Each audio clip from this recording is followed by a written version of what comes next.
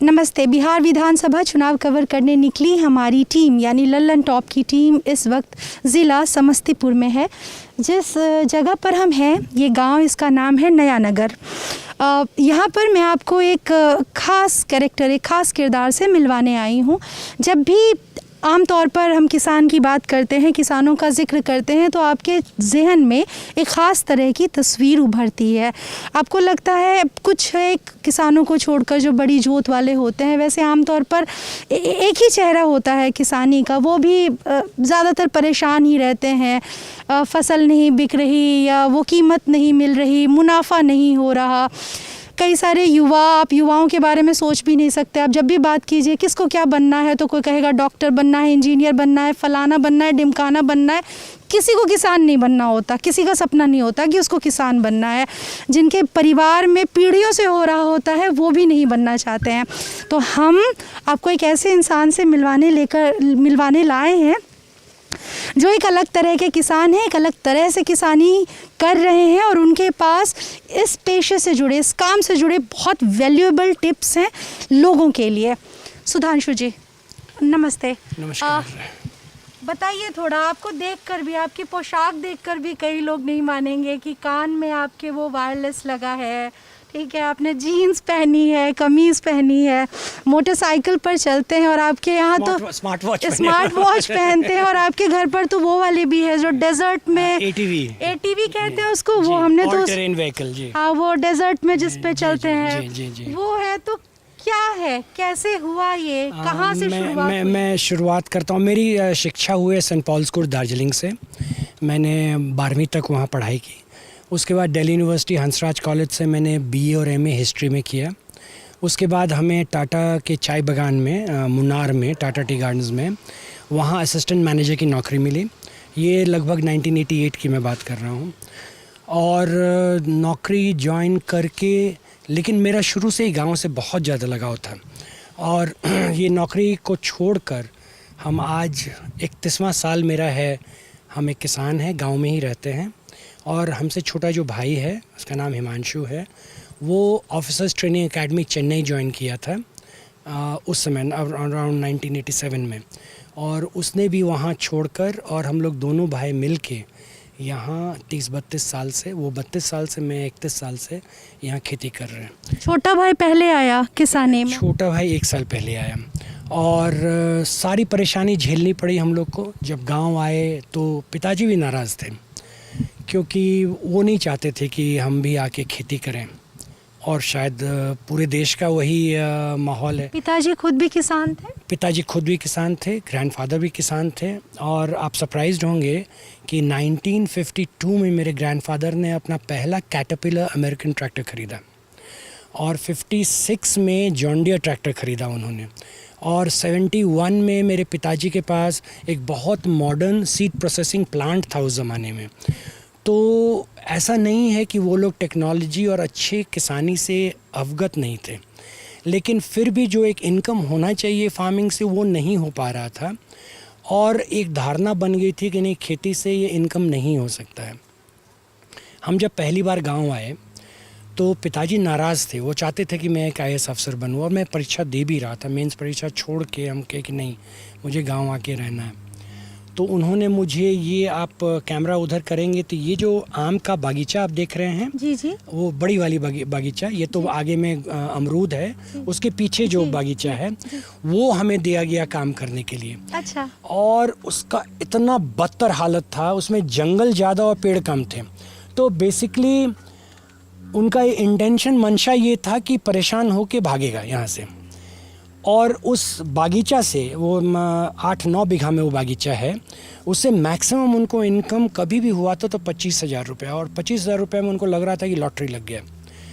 1 साल हमने उस बागीचे का ध्यान दिया, और RIO पूसा जो हमारी यूनिवर्सिटी है, वहाँ के साइंटिस्ट की मदद से 1 साल बिल्कुल साइंटिफिक तरीक़ा से उसको कटिंग, प्रूनिंग, फर्टिलाइज़र, स्प्रे सब किया। और उस ज़माने में हमने इस बागीचे का कीमत रखा था 1,60,000 रुपया, और हमें 1,35,000 रुपया मिला। तो 25,000 से 1,35,000 एक साल के भीतर।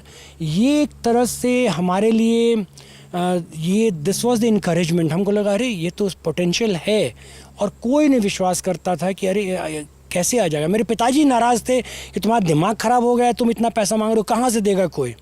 और आज वही गाछी पिछले सीज़न मैंने 13 लाख में बेचा, सेम एकरेज। तो मैं ये आपको पोटेंशियल दिखाना चाह रहा हूँ कि कोई ट्रेडिशनल तरीक़ा से खेती करना और ज़रा सा साइंस उसमें ला दीजिए तो आपका इनकम का सीमा नहीं है। 25,000 से 13 लाख पर पहुंच सकता है। हाँ, आज की डेट 13 में लाख पर आप और ये पहुंच सकते 25,000 था 1991 में, और 1992 में मैंने 135 लिया और उसके बाद से ये बढ़ते गया। तो ये मेरा पहला मतलब सफलता किसान के तौर पर। और पिताजी उसके बाद से थोड़ा सा स्लो हो गए हमको डांटने में, भगाने में, और उनको लगा कि नहीं, हो सकता है कि पोटेंशियल है, इसे पता है कि ये क्या करने आया है। हाँ, एक तरह से। और फिर उसके बाद मैंने एक लीची का बाग लगाया, और उस लीची के बाग में बहुत मेहनत किए और मायूस हो रहे थे, तब माइक्रो इरिगेशन लगाया सरकार की मदद से। क्या होता है माइक्रो? वो टपकन प्रणाली जिसको बोलते हैं, जहाँ बूंद बूंद पानी गिरता है। अच्छा। तो उससे पहले बहुत परेशान रहते थे, और मेरा मानना है कि लीची में पूरा ये जो खेल वेल है ना, ये मॉइस्चर कंट्रोल का है। अच्छा। कभी भी बिहार में 4 दिन अगर पछिया गर्म हवा चलती है तो पूरे बिहार का लीची तहस नहस हो जाता है। तो हमने क्या किया कि अपने उस बागीचे में ड्रिप टपकन प्रणाली भी लगाया और फुहारा भी लगाया, क्योंकि फुहारे से हम माइक्रो क्लाइमेट कंट्रोल करना चाहते। बाग का जो मौसम है, ह्यूमिडिटी, उसका टेम्परेचर, और अगर आप मान लीजिए 1100 पेड़ लगे हैं उस बागीचा में और 1100 माइक्रो स्प्रिंकलर चलता है, तो जब आप बागीचा में घुसिएगा मई के महीना में तो आपको लगेगा कि कोई एयर कंडीशन रूम में आ गए। और आप बिलीव नहीं कीजिएगा, मैं सारे किसान को ये कहना भी चाहता हूँ कि जब तक आप टेक्नोलॉजी का मदद नहीं लीजिएगा आप तरक्की नहीं कर सकते। और आप सोचिए उस बागीचा से जिसमें हम व्यापारी को मिन्नत कर रहे थे 1,25,000 में बागीचा लेने का, वो कर रहा था 85,000। तो हमने मुजफ्फरपुर में एक प्रोसेसर है, उससे बात की। उन्होंने कहा कि 9 बजे सुबह अगर आप हमको दे सकते हैं लीची, तभी आपका लीची लेंगे। अच्छा। तो 9 बजे सुबह 100 किलोमीटर दूरी, 5 घंटा, रोड बिल्कुल ख़राब, तो 4 बजे लोडिंग करना। तो हमने हिम्मत नहीं हारा, रात को 8 बजे जनरेटर लगा के, लाइट्स लगा के, ट्रैक्टर के हेडलाइट्स ऑन करके 8 दिन हमने लीची तोड़ा रात को। और जहाँ एक व्यापारी 85,000 रुपया हमको देने के लिए तैयार था, उस साल हमको 3,65,000 रुपया मिला। और ये मैं बात कर रहा हूँ 20 साल पहले की। आप बिलीव नहीं करेंगे, माइक्रो इरिगेशन लगाने के बाद ये 3,25,000 21 लाख में बदल गया। और मैंने मैक्सिमम उस 15 एकड़ बागीचा, 18 बीघा बागीचे को 32 लाख में बेचा है। मैं आपको ये पोटेंशियल दिखाना चाह रहा हूँ कि ज़रा सा टेक्नोलॉजी आप छुए नहीं। हाँ, ये मैं मानता हूँ कि टेक्नोलॉजी में कीमत लगता है, लेकिन फिर सरकार ने 80% सब्सिडी दिया हमें, और हमने उस सब्सिडी का फ़ायदा उठाया। और आज उसी सब्सिडी, उसी लीची में तरक्की के बदौलत आज आप इस बागीचे में खड़े हैं। यहाँ ये कम्प्लीटली ऑटोमेटिक प्रणाली सिस्टम है। इसमें पिछले साल यहाँ हमारे सीएम ने आके इसका इनॉग्रेशन किया। इसमें 28,000 पौधे लगे हुए हैं। हर एक पौधे में अगर आप नीचे गौर कीजिएगा, इस टाइप का पाइप लगा हुआ है। अच्छा। हर एक पौधे में, इसका ये है, उसका वो है। अच्छा। इस पाइप में छेद है, देखते हैं, जहाँ पानी बूंद बूंद टपका है। जी। तो ये हर एक पौधा 28,000 पौधा में लगा हुआ है। 28,000 पौधे हैं। ये कितने बीघे में है? ये 40 बीघे में। 40 बीघे में। और इसमें 18 बीघा में केला है, 4 बीघा में अमरूद है, बेदाना है, शरीफा है, मौसमी लगा हुआ है, इसमें बेल है, बैर है, ये बेल, बैर और जामुन लगा हुआ है। अच्छा। और आप बिलीव नहीं करेंगे, इसको ठीक है इस्टेब्लिश करने में ऑटोमेटिक सिस्टम है, सारा वायरलेस है। खेत पे आप देखेंगे ब्रॉडबैंड लगा हुआ है, अगर आप कैमरा वहाँ ले जाएं ऊपर। ब्रॉडबैंड की क्या ज़रूरत पड़ी? क्योंकि ये नेटवर्किंग है। अच्छा। मतलब ब्रॉडबैंड इसलिए हमें चाहिए कि हम अपने सुपरवाइज़र से वीडियो कॉल कर सकें। हमको नेटवर्किंग इसलिए चाहिए क्योंकि मोबाइल पे मैं अपने सीसीटीवी कैमरा से मैं अपने खेत को देख पाऊँ। और आगे जाके हम लोगों ने एक कंपनी है बेंगलोर की, शिवराय प्राइवेट लिमिटेड, उसके साथ सब्सक्रिप्शन मोड में फार्म ईआरपी सब्सक्राइब किया है। फार्म ईआरपी है इलेक्ट्रॉनिक रिसोर्स प्रोग्रामिंग, जहां बिल्कुल डिजिटाइजेशन ऑफ एग्रीकल्चर है। Profit and loss, inventory, salary, attendance, everything digitised. एक आपने ये भी बताया था, ये जो आपने बताया सब इरिगेशन का सिस्टम कि हर पौधे 28,000 पौधों के पास, सबके पास अपना अपना सिंचाई का सिस्टम है। कंट्रोल कहाँ से होता है ये वो? इस घर से कंट्रोल होता है। दिखा पाएंगे? और अगर इसके अंदर हम चलें तो आपको दिखाते हैं कि किस तरह से हम इसको कंट्रोल करते हैं। ये मास्टर कंट्रोल रूम है, यहाँ से वायरलेसली अच्छा ये सारे वाल्व्स कंट्रोल्ड हैं। अच्छा। तो हमारे इस पूरे बागीचा में 21 वाल्व्स लगे हुए हैं इलेक्ट्रॉनिक, और ये वाल्व्स, कौन वाल्व खुलेगा, कौन वाल्व पानी कब देगा, किस में खाद जाएगा, वो ये जो कंप्यूटर है यहाँ, ये जो ऊपर में है जी, ये कंट्रोल करता है।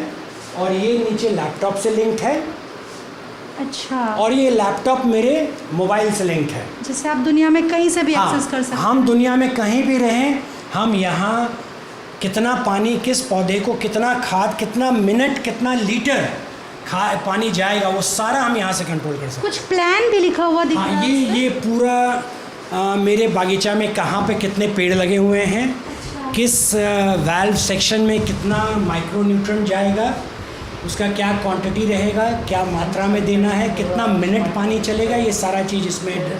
Ratio of water and fertilizer and discharge rate for new trees उधर। अच्छा, ये तो पूरा ये पूरा ट्रीज का लिस्ट है सेक्शन वाइज। बनाना, ये 4A 4B, these are the sections.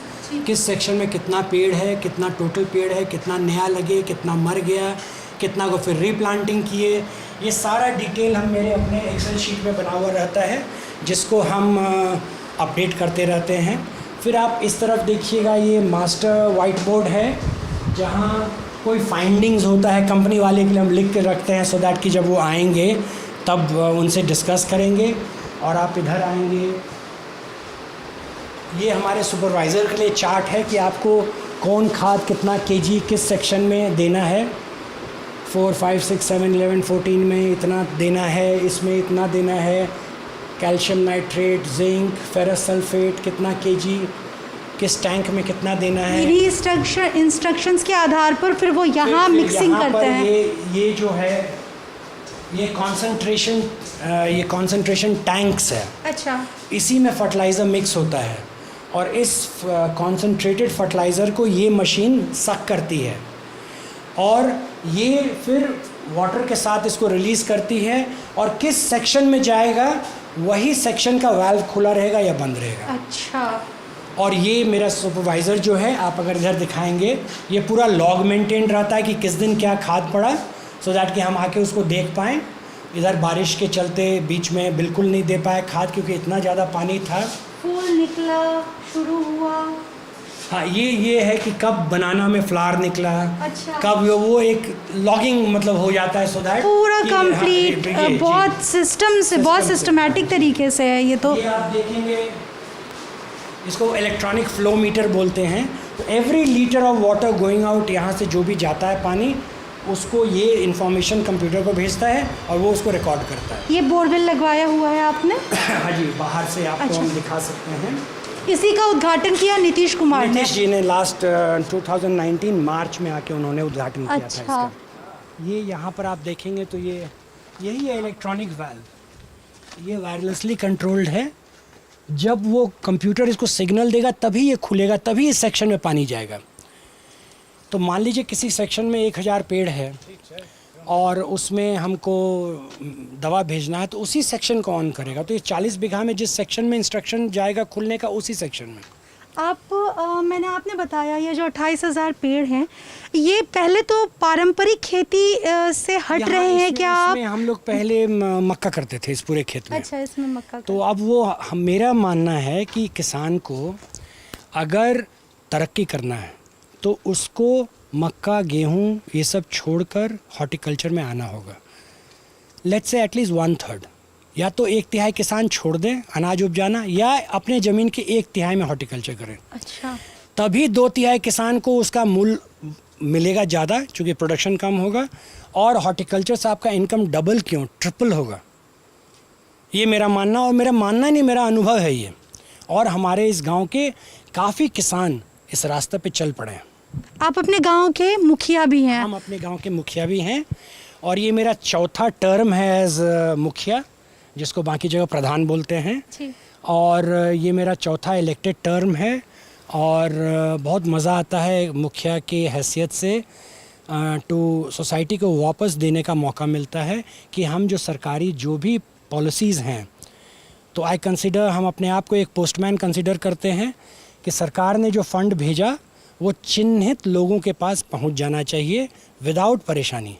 यही मेरा रोल है एज मुखिया। मुखिया के रोल में भी, मुखिया के जो चुनाव होते हैं ना, वो भी कोई मामूली नहीं होते, वो भी बड़े मुश्किल है। जी, जी। गोली बंदूक भी चल जाती है। कैसे नहीं, कन्विंस किया आपने यहाँ के लोगों को? हमारे यहाँ कभी गोली बंदूक नहीं चली आपके है। यहाँ नहीं, वैसे नहीं, मैं फिर भी बोलना चाहता हूँ, मेरा पंचायत इस इलाके में सबसे डिसिप्लिन पंचायत माना जाता है, क्योंकि बिल्कुल ट्रांसपेरेंट तरीके से यहाँ काम होता है, इसलिए पब्लिक उत्तेजित नहीं होती है। पब्लिक को मालूम है जो होगा मेरिट से होगा, नियम से होगा, इसलिए कोई परेशान नहीं होता है। जानता है कि आउट ऑफ टर्न किसी को कुछ नहीं मिलना है। क्या आपकी बतौर किसान, जो आप नई नई तरीके लाकर फसल बढ़ाने के लिए, मुनाफा बढ़ाने के लिए काम कर रहे थे, उसको देखा जब गांव वालों ने, क्या इससे प्रभावित होकर ही आपको मुखिया चुना? उनको लगा कि जो व्यक्ति इतना आगे सोच सकता है, इतना सुचारू रूप से प्लान तरीका से कोई काम कर सकता है, तो ऐसे आदमी के हाथ में अगर पंचायत जाए तो पंचायत को भी उसी तरीका से वो देखेंगे, और मैंने उसी तरीका से देखा भी है। कितनी टोटल जोत है आपकी? अब मेरे फैमिली के पास अप्रॉक्सीमेटली टोटल 160 बीघा है, और उसमें हम लोग वेरियस, उसके 1/4 में हम लोग हॉर्टिकल्चर कर रहे हैं, और मेरा टारगेट है कि अगले 3 साल में 100% हॉर्टिकल्चर में चेंज कर जाए। क्या ये सवाल बुरा होगा अगर मैं आपसे पूछूं कि ये ज़मीन, इतनी ज़मीन आपको कितने पैसे दे देती है? मेरे फार्म का टर्नओवर आज के डेट में लगभग 80 लाख रुपीज़ है, और मेरा टारगेट है कि अपने पूरे फार्म के टर्नओवर को 5 इयर्स में कम से कम 2 CR जरूर हम कर लें, और ये जब होगा हॉर्टिकल्चर के थ्रू ही होगा। हॉर्टिकल्चर से आपने कहा कि आप इधर आना पड़ेगा क्योंकि यही ज़्यादा ये कैश क्रॉप की है। अच्छा, कुछ चीज़ें जैसे मुझे पूछनी है आपके पास, मतलब इलाके के हिसाब से देखें तो ज़मीन थी, जो छोटी जोत के किसान हैं, क्या उनको मुश्किलें नहीं आएंगी? उनके लिए क्या रास्ता है? जैसे कि सबसे अहम रास्ता है कि इवन हमारे गांव में हम आपको दर्जनों एग्जांपल दे सकते हैं। BSc AG करके लड़के हैं जो खेती कर रहे हैं, और अब धीरे धीरे लोग, हम जो भी टेक्नोलॉजी अपनाए हैं उसको वो लोग कॉपी कर रहे हैं। और यहाँ छोटे और बड़े किसान से मतलब नहीं, यहाँ है सही टेक्नोलॉजी को सही जगह पर यूज़ करना। और अब हमें इतना अनुभव हो गया है, और पिछले 1.5 साल में लगभग 1300 से 1400 या 1600 फार्मर्स आ चुके हैं इस फार्म को, और उसमें से लगभग 20 फार्मर्स को हम जान रहे हैं कि जो कि हॉर्टिकल्चर में कन्वर्ट किए हैं, बार्ड वायर फेंसिंग किए हैं, और उनकी आमदनी बढ़ रही है, और बहुत श्रद्धा के साथ हर एक साल हमको फ़ोन करते हैं, अपडेट लेते हैं, और अच्छा कर रहे हैं, और बहुत अच्छा लगता है जब मेरा ये धारणा है कि अगर समूह को लेके तरक्की करें तो ज़्यादा मज़ा है उसमें, अकेले तरक्की करने में मज़ा नहीं है। और शायद अब जाके ये मेरा गोल पूरा हो रहा है, क्योंकि अब धीरे धीरे वो बैरियर टूट रहा है। पहले लोग कहते थे अरे नहीं ये हम कैसे करेंगे, तो बड़े किसान हैं, इनके बस की बात है, लेकिन अब 10 कट्ठे वाले, 1 बीघा वाले भी करना शुरू किए हैं, तब वो बैरियर टूट रहा है कि लोग के मन में अरे छोटे किसान भी कर सकते हैं। और ये एग्जाम्पल्स है हमारे गांव में, और मैं आमंत्रित करता हूं हर एक किसान को कि जब भी आपको मौका मिले, आप मोस्ट वेलकम हैं, आप आएँ हमारे फार्म पर और हमारे अनुभव से सीखें और देखें कि हम कैसे खेती करते हैं। मेरा मानना है कि खेती से ज़्यादा इनकम कुछ दे ही नहीं सकता। अच्छा जी, ये बहुत सारे लोग सुनेंगे तो कहेंगे जी मैं जानता हूँ, अब तो ये तो एकदम नुकसान का, घाटे का सौदा हो गया। जी जी जी जी मैं जानता हूँ इस बात को, और सब जगह मुझे बहस होती है इस बात को लेके, और ज़्यादातर लोग विश्वास नहीं करते हैं। इसलिए मैं कहता हूँ कि आप आएँ हमारे पास, आएँ हमारे पास, हमारे साथ दिन गुजारें। हम जिस तरह से काम करते हैं आप आके देखें, और मेरा विश्वास है कि आप देख के जाएंगे तो आप निश्चित आप कुछ न कुछ फॉलो ज़रूर करेंगे। कई आप अपने सरकारी योजनाओं पे बात कर रहे थे, आपने कहा कि सब्सिडी मिली, ठीक है, 80% इरिगेशन सिस्टम की बात कर रहे तो माइक्रो इरिगेशन में कंबाइंड हार्वेस्ट में 5 लाख का सब्सिडी मिला। किस किस तरीके की बिहार के किसान अगर फ़ायदा उठाना चाहें, कम जोत बड़ी जोत जो भी है तो वो अगर सरकार किस तरीके की योजना जो मेरा मानना है कि सबसे प्रथम किसान ये सोच ले कि सब्सिडी इनकम नहीं है। सब्सिडी एक प्लेटफॉर्म है जो गवर्नमेंट देती है हमें तरक्की करने के लिए, बिल्ड करने के लिए, एक बेस देती है कि उससे हम आगे बढ़ें। मैं मानता हूँ कि सब्सिडी लेना हमारे इस राज्य में हो या देश में हो थोड़ी सी टेढ़ी खीर है। जो जेन्युइन किसान है वो सब्सिडी नहीं ले पाता क्योंकि उस पर टाइम नहीं है दौड़ने का, और जिसको किसानी से कोई मतलब नहीं वो ज़्यादा सब्सिडी वही ले जाते हैं। तो मैं तो हमेशा सरकार से अपील करता हूँ कि आप जो जेन्युइन किसान है उसको दौड़ना नहीं पड़े सब्सिडी के लिए, क्योंकि सब्सिडी से किसान को बहुत फ़ायदा होता है, और जो जेन्युइन किसान है उसी को ज़्यादा फ़ायदा होगा। और जिसको किसानी से मतलब नहीं वो तो इनकम उसको बिज़नेस बना लिया सब्सिडी लेना। तो मैं जानता हूँ किसान कहेंगे कि कौन इतना दौड़ेगा ऑफिस, सही बात है। थोड़ा सा ईज़ ऑफ डूइंग बिजनेस और गेटिंग सब्सिडी या सरकार से मदद मिलने पर भी कुछ सरकार को सोचना चाहिए। और जबकि सरकार ऑनलाइन सिस्टम करके, डायरेक्ट पेमेंट सिस्टम करके अपना भर कोशिश कर रही है कि कितना हम इस चीज़ को सिंपल करें, लेकिन समहाउ द अदर जो सिस्टम को अब्यूज़ करता है इज़ ऑलवेज़ वन स्टेप आगे, एक कदम वो हमेशा आगे रहता है। लेकिन फिर भी मैं तो कहूँगा कि मेरी पहली तरक्की हुई क्योंकि मुझे सब्सिडी मिला, नहीं तो शायद मैं माइक्रो इरिगेशन या टपकन प्रणाली नहीं लगा पाता उस समय। लेकिन अब उस टपकन प्रणाली के चलते मैंने ये 40 बीघा उसके आमदनी से ये लगाया है। और आप जानते हैं कि पैसा से पैसा आता है, और एक बार एक पॉइंट पर आप पहुंच जाते हैं उसके बाद फिर इन्वेस्टमेंट करने में दिक्कत नहीं होती है। लेकिन हाँ, उस पॉइंट पर पहुंचने में दिक्कत होती है। कई सारे अवार्ड्स मिले आपको, बहुत सारे रिकग्निशन मिला, थोड़ा बताएंगे? जैसे कि मैं ग्लोबल फार्मर नेटवर्क का मेंबर हूँ जो कि कॉर्नेल यूनिवर्सिटी चलाती है और मिलिंडा बिल गेट्स फाउंडेशन से फंडेड है। मैं कोकरन फेलो हूँ। ये fellowship US department of agriculture किसी साउथ एशियन फार्मर को देती है। कोकरन एक सेनेटर थे, उन्हीं के नाम पर ये फेलोशिप है। कौन से साल मिले? ये हमको 2011 में। और जगजीवन राम किसान पुरस्कार, वो जो कि नेशनल अवार्ड है, आईसीआर देती है, वो एक किसान को मिलता है देश में। 2009 का हमें मिला 2010 में। और innovative farmer as recognized by ICR. और ढेर सारे, जैसे समस्तीपुर डिस्ट्रिक्ट का बेस्ट फार्मर, स्टेट से रिकग्निशन, और best mango grower award, best wheat grower award, इस तरह के बहुत सारे अवार्ड हैं। और बहुत मौका मिला है as a farmer to address all the industrial bodies of India. मुझे फिक्की से इनविटेशन मिला है, एसोचेम से मिला है, सीआईआई से मिला है, पीएचडीसीसी जो चैम्बर ऑफ कॉमर्स है, सब जगह मौका मिला है कि खेती के बारे में जाके बोलना, डिस्कस करना। और ये नीति आयोग के भी मेंबर रहे हैं। was called for a special session of elders। Rashtrapati Bhavan से प्रतिभा पाटिल जी उस समय राष्ट्रपति थी, इनविटेशन मिला है। और टॉपिक था कि वाई दी प्रोग्रेसिव स्टेट्स में सुसाइड ज़्यादा होते हैं और जो अंडर डेवलप्ड स्टेट्स हैं जैसे उड़ीसा, बिहार, मतलब खेती के मामले में वहाँ कम सुसाइड्स होते हैं। तो इस तरह का एक बहुत अच्छा वहाँ कैंप और कॉन्फ्रेंस हुआ था, उसमें भी हम शरीक हुए थे। Only 2 farmers from India way invited. इस तरह के ढेर सारे गवर्नमेंट बॉडीज़ में, पॉलिसी मेकिंग बॉडीज़ में मेंबर हैं और पॉलिसी मेकिंग लेवल पर भी काम करते हैं, धरातल पे भी काम करते हैं। और बहुत मज़ा आता है खेती करने में यहाँ। आपके इक्विपमेंट्स को देखने जाएं, ठीक है, उससे पहले मेरा बस एक आखिरी सवाल है आपके लिए। मतलब जो खेती है, हमने देखा जैसे कई इलाके में बहुत सूखे वाले, कम पानी के इलाके होते हैं, वहाँ पे गन्ने जैसी फसलें, क्योंकि वो बहुत पैसा देके जाती हैं मोटा, तो वो लोग उगाते हैं। क्या क्लाइमेट से जुड़े कंसर्न कि किसी जगह पर पानी की उपलब्धता कितनी है, कौन सा सूटेबल है उस क्लाइमेट के लिए, क्या इन चीज़ों को ध्यान में रखे जाने की ज़रूरत है और कितना रखते हैं लोग? अभी मुझे इनविटेशन मिला था FAO, food and agriculture organization, UN का बॉडी है, उसका एक इंटरनेशनल वेबिनार हुआ था और उसका टॉपिक था scarcity, water scarcity and productivity. तो मेरा मानना है कि इस इन्वायरमेंटल इशू भी है, एक वाटर कंजम्पशन का इशू भी है।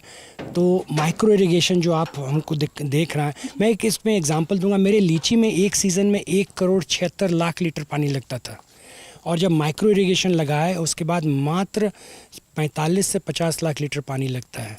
तो ये है नहीं, वन थर्ड। और ये है इसका ये अहमियत ड्रिप लगाने का। तो आप देख रहे हैं, उससे सीख के मैं आप कोई भी बागीचा बिना ड्रिप का लगाता ही नहीं हूँ, बिकॉज़ इतना आसान हो जाता है काम करना। बटन दाबे, सब पेड़ को पानी मिल गया, बटन ऑफ किया। और इस कोविड के ज़माने में मैं अकेला आता था, चाबी खोलता था, मोटर ऑन करता था, मोबाइल पे एक नेटफ्लिक्स का मूवी देखा, तब तक सारा इरिगेशन हो गया और आराम से ताला बंद किए घर चले गए अकेले, कोई आदमी नहीं। तो एक तरह से एक मेरे लिए वरदान हो गया माइक्रो इरिगेशन लगाना। मैं तो हर एक किसान को कहूँगा कि बिना माइक्रो इरिगेशन का आप सोचिए मत खेती करने का। गन्ने में भी माइक्रो इरिगेशन लगता है, मक्के में भी माइक्रो इरिगेशन लगता है। और मेरे ख्याल से बिना, इनफैक्ट गवर्नमेंट को अब कंपलसरी कर देना चाहिए कि ऑर्चर्ड तो बिना माइक्रो इरिगेशन का आप लगाने ही ना दें, क्योंकि पानी भी बचत करना है। पानी बचत करना इंसिडेंटल है, लेकिन उस पानी के बदौलत आप ज़्यादा माइक्रो कंट्रोल कर सकते हैं अपने बगीचा को, उससे इनकम आप और ले सकते हैं। और उसका साइड इफ़ेक्ट है कि हम पानी कम यूज़ करते हैं। तो इसीलिए मेरे ख्याल से ये अब कंपलसरी होना चाहिए माइक्रो इरिगेशन लगाना, इसमें किसान का फ़ायदा है। तो हमें पता चला, इन्होंने बताया कि खेती अगर चाहें, अगर थोड़ा सा साइंस, थोड़ी सी टेक्नोलॉजी, थोड़ा सा दिमाग, थोड़ी सी हिम्मत, थोड़ा सा जोखिम लेने का साहस अगर आप मिला दें और थोड़ा कायदे से प्लान तरीके से चले, तो खेती आपको मोटा मुनाफा दे सकती है। 25,000 जो एक बाग था, आम का बगीचा, जो 25,000 बहुत मुश्किल से दिया करता था, वो 13 लाख पर पहुंच सकता है। तो और भी इनके पास इक्विपमेंट्स हैं जो इन्होंने ख़रीदे हैं। कम मैन पावर खर्च हो, कम लोगों में ज़्यादा से ज़्यादा काम हो सके, इसके लिए तो वो भी हम देखने चलेंगे। अभी सुधांशु जी हमें बता रहे थे कि किस तरीके से नए उपकरणों का इस्तेमाल करके आप उन्नत तरीके से खेती करते हैं, उसमें ये एक बड़ी इम्पॉर्टेंट इनकी भूमिका है। तो आप बता पाएंगे कुछ इसके बारे में? क्या किस तरीके का है? इस मशीन के बारे में, ये इसको ट्रैक्टर माउंट स्प्रेयर बोलते हैं। सो बेसिकली ये 400 लीटर का टैंक है और इसको ट्रैक्टर से हम लोग अटैच करते हैं। और ये जहाँ हमें 10 या 12 लेबर लगेगा स्प्रे करने के लिए, वहाँ हम मात्र एक ड्राइवर और एक व्यक्ति जो नोज़ल पकड़ेगा, बस 2 व्यक्ति से कम 10 आदमी कितना बराबर ये काम करेगा। अच्छा। और ये तो काफ़ी मतलब रिलेटिवली एक्सपेंसिव है। इट कॉस्ट अराउंड 2.5 लाख रुपए इसका कीमत है। अच्छा। और उस तरफ आप देखिएगा तो इसी टाइप के और मशीन है जो कि काफ़ी पहले हमने ख़रीदा था। अच्छा, ये उनसे थोड़ी आउटडेटेड है। हाँ, ये जैसे 1992 में ख़रीदे थे। अच्छा। लेकिन अब भी फंक्शनल है। अच्छा। And it is as good. और ये हम अप्रॉक्सीमेटली 2004 में ख़रीदे थे। ये भी वही काम करते हैं। But this is a different technique. It uses turbine air power to throw the pesticide. अच्छा. So this is more efficient. It has a higher volume of rate of work. So basically all three are equipment for spraying of orchard. थोड़ा अगर आप हिंदी में बोल सके हमारे दर्शकों के लिए। ये तीनों जो मशीन है, ये हम ऑर्चर्ड को स्प्रे करने के लिए, चाहे न्यूट्रिएंट्स स्प्रे कीजिए, खाद स्प्रे कीजिए, या विटामिन स्प्रे कीजिए, या आप कोई पेस्टिसाइड स्प्रे कीजिए। ज़्यादातर ये बाग बगीचों के लिए ही है। अच्छा। नहीं, इसमें बूम लगता है पीछे में, अगर बूम आप लगा दिए तो आप खेत को भी स्प्रे कर सकते हैं। अच्छा। ये आप किराए पर भी देते हैं क्या? नहीं, एक्चुअली जो छोटे किसान हैं उनके लिए ये मशीन छोटे में भी आता है, और काफ़ी लोग हैं जो हमारे थ्रू बनवाए हैं मशीन को, मंगवाए हैं इस मशीन को। आप मशीन मंगवाने कहाँ से आती हैं ये मुंबई से आती हैं। मुंबई से और अहमदाबाद से। आपने कहा छोटे किसानों के लिए कम साइज़ में भी आता है। तो वो जैसे कि 30-40 हज़ार 45 हज़ार रुपये का भी आता है। ये तो महंगे मशीन है। ये लगभग आज के डेट में 3 लाख रुपया इसका कीमत होगा। उस ऑरेंज वाले का 2.5 लाख। और ये तो जिस समय खरीदे थे उस समय 40,000 रुपये दाम था, लेकिन इसी का नया मॉडल है वो। और ये टाइप का मशीन जो है। और किस तरीके के उपकरण हैं आपके जैसे पास? कि वो एक देख रहे हैं, ये इस खाद या बीज को खेत में छींटने के लिए है। अच्छा। ये भी ट्रैक्टर से चलता है। ये बहुत एफिशिएंट है, एक दिन में ये 40 बीघे तक खाद छींट सकता है या बीज छींट सकता है। इसकी लागत क्या है? ये तो रिलेटिवली सस्ता है, 10-12 हज़ार रुपये इसका कीमत है। अभी आज के डेट में हमको लगता है 16,000-20,000 इसका कीमत होगा। और आपको और दिखाते हैं उस तरफ। ये एक हाइड्रोलिक प्लेटफॉर्म है। ये क्या काम करता है? ये बेसिकली हम इसको एक ट्रैक्टर के ट्रेलर पे चढ़ाते हैं, तो ट्रॉली जिसको सब जगह बोलते हैं, तो ये 20 फीट ऊपर उठ सकता है। और ये पाइप्स जो हैं ये हाइड्रोलिकली अटैच हो जाएंगे ट्रैक्टर से, और इसको जब ऑपरेटर ऑपरेट करेगा तो ये कम से कम 20 फीट ऊंचाई तक जा सकता है। तो स्प्रे करना या प्रूनिंग करना, मतलब पेड़ की कटाई छटाई करने में ये मदद करता है। इसकी लागत क्या है? ये लगभग 90,000 रुपया इसका लागत। जिस समय हम मंगाए थे हमको लगता है अभी 1.25 लाख रुपया होगा इसका कीमत। ये ज़्यादातर ऐसे किसानों के लिए है जिनके पास बड़े बाग बगीचे हैं। हाँ। या बड़ी जोत है। हाँ, ये एक कंस्ट्रेंट नहीं साबित होता है क्या? क्योंकि आप जिस इलाके में हैं, जैसे यही चीज़ अगर कोई छोटा किसान है जिसके पास मान लीजिए आधे एकड़ में, 1 एकड़ में अगर उसके पास फार्म है, तो वो मैनुअली इसको कर सकता है। फिर उसको मशीन की ज़रूरत नहीं है, क्योंकि हमारे पास ज़्यादा बागीचा है और एफिशिएंसी चाहिए काम का, इसीलिए इक्विपमेंट चाहिए। लेकिन अगर छोटे किसान हैं तो फिर उनको इक्विपमेंट का ज़रूरत नहीं है, वो मैनुअली भी हो सकता है। ये बड़ी सी चीज़ क्या है? ये कंबाइंड हार्वेस्टर है। अच्छा। ये बेसिकली गेहूँ, मक्का, सरसों, इस टाइप के फसल को, धान, पैडी हुआ, उसका कंबाइंड हार्वेस्टिंग इससे होता है।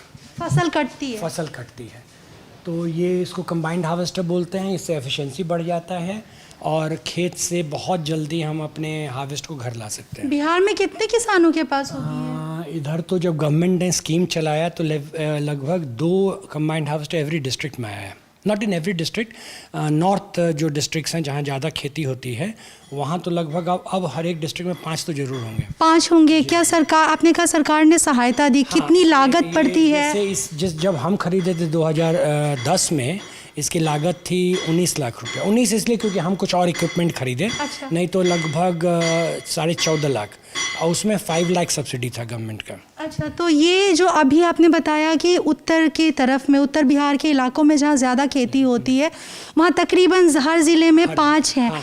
तो वो सरकारी स्तर पर हैं या किसानों के पास? ज़्यादातर किसान के पास ही है, नॉट सरकारी स्तर पर नहीं है। और ये ज़्यादातर रेंट पे ही लोग चलाते हैं। अच्छा, तो आप इसे रेंट पर देते हैं? हम देते थे, लेकिन इधर बंद कर दिए हैं, क्योंकि हम अपना काम करके फिर इसको झाड़ पोंछ के रख देते हैं। लेकिन बाकी जो किसान इसको खरीदे वो रेंट पे देते हैं। अच्छा, और उसका रेंट क्या होता होगा? ये गेहूं में ये लोग लेते हैं 2,000 रुपये बीघा, और मक्का में भी लगभग 3,000 रुपये बीघा है। और 1 बीघा काटने में इसको कितना वक्त लगता है? अगर मौसम और समय अच्छा है तो 20 मिनट। 20 मिनट में ये 1 बीघे की फसल काट देते हैं। मैन्युअली उसमें कितना वक्त लगता है? मैनुअली बहुत, फिर सवाल है, मैनुअली एक बार में सारा काम होता नहीं। आप एक दिन काटेंगे, फिर उसको सुखाएंगे, फिर उसको थ्रेशिंग करेंगे, तो टाइम, वो वनरेबल पीरियड जो होता है कि उस समय तूफान आ जाए, आंधी आ जाए, तो उसमें प्रॉब्लम हो जाता है। तो इसमें क्या है कि एक वेव में आपके घर आ गया। अच्छा। नहीं तो फिर उसको काटेंगे, फिर उसको स्टोर करेंगे, फिर अगले दिन उसको थ्रेशिंग करेंगे, फिर अनाज घर लाएंगे, और ये सारा काम एक शॉट में कर देता है। कई बार तो अनाज कट के रखा होता है और बारिश उसी समय बारिश आ जाती है, तो वो सब समय में ये बहुत काम आता है। और फिर हम आपको एक दिखाते हैं जो हमारा पैक हाउस है। इसका स्विच ऑन करो तो चलिए आइए। Pack house? हाँ, बेसिकली ये एक कोल्ड स्टोरेज है, रूम साइज। अच्छा। इसमें इसका टेम्परेचर हम 0 तक ले जा सकते हैं। और बेसिकली लीची के समय इसमें हम लोग लीची को कूल करके, पैकिंग करके, फिर रेफ्रिजरेटर वैन से कहीं भेजते हैं, तो उसमें वो मदद करता है। उसको आइए हम दिखाते हैं। बिहार में मुजफ्फरपुर की लीचियाँ बहुत फेमस हैं, उसके बाद रोसड़ा की भी लीचियाँ बहुत हाँ, फेमस इसलिए क्योंकि मुजफ्फरपुर के जितने लीची के बागान हैं वो रियल एस्टेट के तरफ जा रहे हैं, क्योंकि रियल एस्टेट। हाँ, मतलब अच्छा। लोग उसको ज़मीन बेचना, उस पे मकान बनाना और बेचना वो ज़्यादा ल्यूक्रेटिव हो गया है। तो बहुत सारे लीची के बागान जो रोड के साइड में आप हैं वो सब धीरे धीरे कट रहे हैं। अच्छा। और इस सिचुएशन में समस्तीपुर का रोल अब बढ़ रहा है एज ए लीची सप्लायर। तो समस्तीपुर डिस्ट्रिक्ट पूरे अगर आप लीजिएगा तो वो अब काफ़ी अहम रोल प्ले कर रहा है as a second place for litchi Muzaffarpur के बाद। उधर क्या हो रहा है वो भी आप ही के का हिस्सा है? ये डेयरी का हिस्सा है, उधर अच्छा, गाय डेयरी, वगैरह है। अच्छा, अच्छा। तो उसी का भी वो चारा कट रहा है, वो खिचड़ी बन रहा है उसका, उसके लिए। कितनी गायें रखी हैं आपने? अभी मेरे पास 16 गाय हैं। अच्छा। एक समय में 70-80 रहा करते थे, लेकिन उस समय मैं कमर्शियली उसको करता था, लेकिन अब सिर्फ अपने लिए। अच्छा। और जो सरप्लस मिल्क होता है, दूध होता है, वो सुधा डेयरी को अच्छा। देते हैं। सुधा किस रेट पर खरीदती है आप लोगों से? ये वो SNF पे डिपेंड करता है, लेकिन मिनिमम 35 रुपीज़ है। और उसके बाद डिपेंडिंग अपॉन कि आपका SNF कंटेंट क्या है। SNF क्या होता है? ये फैट वगैरह? Solid not fat. अच्छा। जो पनीर बनता है आपके दूध अच्छा में, जी। वो जो पोर्शन होता है वही SNF हुआ। अच्छा, ये आप बता रहे हैं ये पर आप अपनी लीची को स्टोर ये करते हैं। कंप्लीटली इंसुलेटेड है, फ्लोर भी इंसुलेटेड है, रूफ भी इंसुलेटेड है। और यहीं पे हम लोग लीची जब बाग से तोड़ते हैं, यहाँ लाके उसको पहले ठंडा करते हैं, फिर ग्रेडिंग सॉर्टिंग करते हैं, और तब फिर इस बे से हम लोग कूल कंटेनर जो बाहर में अच्छा। पैक करके लगता है, अच्छा। तो उसमें उसको लोड करते हैं। इसको बनाने में कितना खर्चा आया था आपका? लगभग हम लोग 7-8 साल पहले इसको बनाए थे। ये 4 रूम है, 4 रूम बनाने में अप्रॉक्सीमेटली 16 लाख रुपीज़ लगा था। 16 लाख, क्योंकि 16 लाख। जनरेटर भी है साथ जी में, जी। ये कंडीशनिंग है, वॉल्स है, और ये काफ़ी एक्सपेंसिव आता है। Depending upon what is the temperature you want to maintain, इसका थिकनेस होता है। अच्छा। सो दीज आर आपने कहा जीरो डिग्री तक ले जा सकते मीट हैं। और डेयरी प्रोडक्ट्स के लिए you need to take it to -20, तो उसमें फिर इंसुलेशन का लेवल ज़्यादा चेंज कर खर्चा ज़्यादा हो आएगा। जाए, ज़्यादा खर्चा आएगा। और ये हमारा एक्चुअली पुराना वाला घर है, जो टिपिकल आंगन सिस्टम। अब इसको हम लोगों ने रूफ डाल के इसको गोडाउन नुमा बना दिया। जितने पेस्टिसाइड हैं, फर्टिलाइज़र हैं, क्रेट्स हैं, ये सारा चीज़ इसमें। क्लास 4 तक हम लोग इसी में रहते थे। अच्छा, ये आपके चौथी तक आपके पुरखों का मकान है? हाँ, ये मेरे ग्रैंडफादर ने बनाया था, और उस साइड जो आप देख रहे हो वो मेरे पिताजी ने बनाया। अच्छा, ये वो वेयर हाउस है जिसकी बात सुधांशु जी बता रहे थे हमें, जहाँ अगर अगल बगल के किसी किसान के पास अगर एक बोरी ही चावल है और धान है, तो उसको अगर यहाँ पे रखना है स्टोर करके, तो वो 10 रुपया महीना देकर यहाँ स्टोर कर सकता है सुरक्षित तरीके से। एक बार अंदर जाकर देख लेते हैं।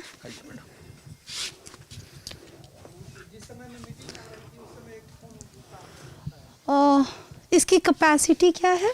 1800 MT है। MT? Metric ton. अच्छा, मेट्रिक टन। अच्छा, 1800। कितनी दूर से किसान आपके पास आते हैं? लगभग यहाँ पे अभी तक जो हम लोग कैंपिंग करते हैं, किसान के पास जाके इसको बतलाते हैं, वहाँ से अभी यहाँ सबसे ज़्यादा दूरी लगभग 32 किलोमीटर तक जो है सो दूसरे डिस्ट्रिक्ट से भी, बहेरी एक है दरभंगा डिस्ट्रिक्ट में, वहाँ से किसान आ चुके हैं। अच्छा। 32 किलोमीटर तक भी किसान आकर के वेयर हाउसिंग किया। कब से शुरू किया आपने ये यहाँ तो स्टार्टअप जो है 2012 का है। हमारी कंपनी जो है 2012 का स्टार्टअप है। वहाँ से ये सफ़र शुरू हुआ था। शुरू हम लोगों ने खरीद बिक्री से किया था, जो बाद में जो है इसका इवॉल्व करते करते मॉडल जो है हमारा वेयर हाउसिंग तक पहुँचा। 2014 से हम लोगों ने स्पेशली वेयर हाउसिंग को फोकस किया। हम लोगों ने समझा कि मार्केट में फार्मर को चाहिए क्या, बेस्ट रेट चाहिए। तो बेस्ट रेट तक पहुंचने के लिए मार्केट में लेट एग्जिट करना होगा, उसको थोड़ा सा रिटेन करना होगा, उसका अनाज सुरक्षित रखना होगा। सुरक्षित रखना होगा। प्रिजर्वेशन जो पार्ट है, बेस्ट रेट तक का जो पार्ट है वो 3 भाग में बटा हुआ है: best production, best preservation and best marketing. तभी उसको बेस्ट मिल सकता है मार्केट का। तो इसके लिए हम लोगों ने पोस्ट हार्वेस्ट जो तैयारी होता है, उसमें हम लोगों ने उनको फैसिलिटेट किया कि best preservation and best marketing की फैसिलिटी जो है हमारी कंपनी यहाँ अवेलेबल करा रही है। रेंट क्या है इसका? बता रहे हैं, पहले इसकी सेवा के बारे में समझ लें तो थोड़ा सा ज़्यादा लोगों को ये जानकारी आप लोगों के माध्यम से मिलेगा। हमारी सेवा just like banking system grain bank के तरह जो है काम करता है। जैसे बैंक में आप अपना कोलेट्रल पैसा जमा करते हैं और उस पैसा को अपने ईज के हिसाब से जब जितना जहां मन होता है एटीएम के थ्रू आप यूज़ करते हैं। अच्छा। जस्ट सेम हम लोग डिजिटल प्लेटफॉर्म पर इस मतलब इस अनाज को जो है लाइव कर देते हैं। अच्छा। और अनाज जब लाइव हो जाती है तो उसकी पोर्टेबिलिटी इतना बढ़ जाता है कि किसान जब जितना जिस रेट में बेचना चाहे तो मल्टीपल टाइम मल्टीपल रेट में वो बेच सकता है। दूसरी बात, बायर एंड सेलर दोनों के बीच का जो संवाद है वो एर्गोस लाइव पर आपको बायर का ऑफर भी दिख रहा है और सेलर जो सेल कर रहा है वो भी अपना ऑफर बायर को दे रहा है कि हम इस रेट में बेचना चाहते हैं। तो दोनों एक दूसरे से कनेक्टेड रहते हैं डिजिटली। अब है इसका रेंटल पार्ट, आप जो डिस्कस करना चाह रहे थे। तो रेंटल में हम लोग 10 रुपया पर क्विंटल पर मंथ उनसे रेंटल चार्ज करते हैं। अच्छा। वो मतलब जो उसमें इंश्योरेंस है, फ्यूमिगेशन है, स्प्रे है, हमारे स्टाफ का खर्चा है, वेयरहाउस का रेंट है, सिक्योरिटी है, वो सारी चीज़ें जो है उस मतलब इसमें है। ये अपनी फुल कैपेसिटी में पहुंच चुका है अभी? यस। अच्छा। तो ये जैसे सूखे अनाज के लिए है, ड्राई सब्जियां भी इस इलाके में काफी उगती हैं, क्या उनके लिए कुछ नहीं? पेरिशेबल आइटम में हमारी एक्सपर्टीज नहीं है। अच्छा। इसलिए हम लोग जो है उसमें कुछ नहीं कर रहे हैं। अच्छा। हमारा जो है ड्राई स्टोरेज में हमारी विशेषज्ञता है, हम लोग उसी में काम कर रहे हैं।